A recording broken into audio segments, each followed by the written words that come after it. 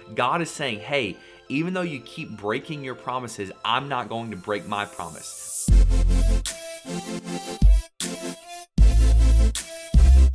Welcome to day 17 of the 30-day shred. We are reading through the entire Bible in 30 days, and I'm posting a video about it every day. Today we read Song of Solomon 1 to Isaiah chapter 34. Here are my thoughts. Hey, thanks for clicking on this video. My name's Alex Suber, and I am reading through the entire Bible. It's a lot of content. It's a crazy amount to read, but I'm trying to do little recaps every day so that you can follow along. Today we read Song of Solomon and a little bit of Isaiah. I'm not going to talk a lot about Song of Solomon because I feel like it's a really hard book to understand. There are a lot of different opinions and viewpoints and all that sort of thing. I really don't want to get into it, but honestly, it's just a love story between us and God. It's a metaphor between a husband and a wife, but it's really just about us coming together and us loving and having a loving relationship with God. I'm not going to go into the details about sex and all that, so a little awkward, but anyways, you can study that on your own. I want to talk a little bit about Isaiah. Now, Isaiah is probably the most significant prophet in the Bible. It's a huge, major book of the Bible. He's one of the major prophets, which just means he has a really big book. But he talks about the coming of the Messiah. Jesus actually quotes Isaiah in one of his first sermons, not the Sermon on the Mount, but he actually reads a scroll after he comes out of the wilderness and quotes the prophet Isaiah. So if Jesus quotes you, I feel like you're pretty important. You know what I'm saying?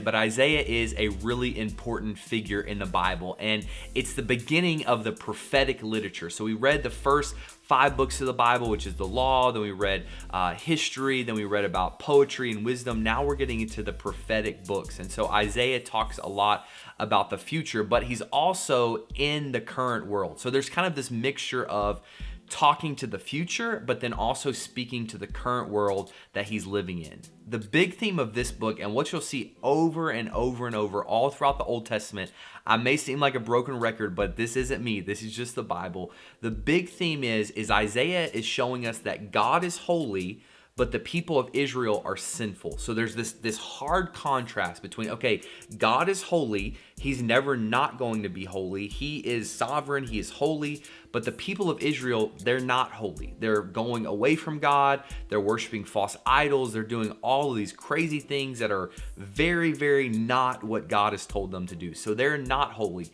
But God gives them these prophetic words that even though they're not being holy, even though they're not doing what he has commanded them to do, he still loves them and he's still going to redeem them.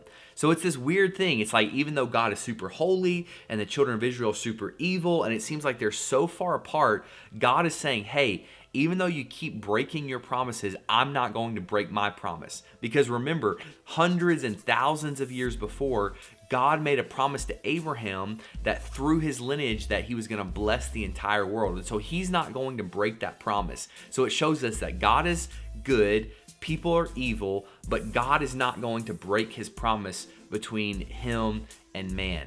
It's so beautiful how that relates to us today because God is still good. God is still sovereign. God is still perfect and holy, but we are really messed up. I don't know about you, but I'm pretty messed up. I do some pretty bad things, some pretty crazy things. So it seems like us and God are really far apart. It seems like God is so far over here, we're so far over here. How could we ever be together? But it shows us and it reminds us, hey, God still keeps his promises. So through Jesus, God bridged that gap, and now we can be together and we can be in union. Even though God is holy and we're messed up, through Jesus we can come together. It's crazy, it's awesome. That is what Isaiah is pointing to, and that's what I want to encourage you with today, that no matter how far you are away from God, that he still keeps his promises and he still wants to be in relationship with you no matter what you've done. Thanks again for clicking on the video. I hope you're enjoying these short summaries as I read through the entire Bible in 30 days. If you did enjoy it, make sure to like the video, hit the subscribe button, and tap that bell notification. I want to get these videos out to as many people as possible, and you can help me do that. Thank you so much. I'll see you tomorrow.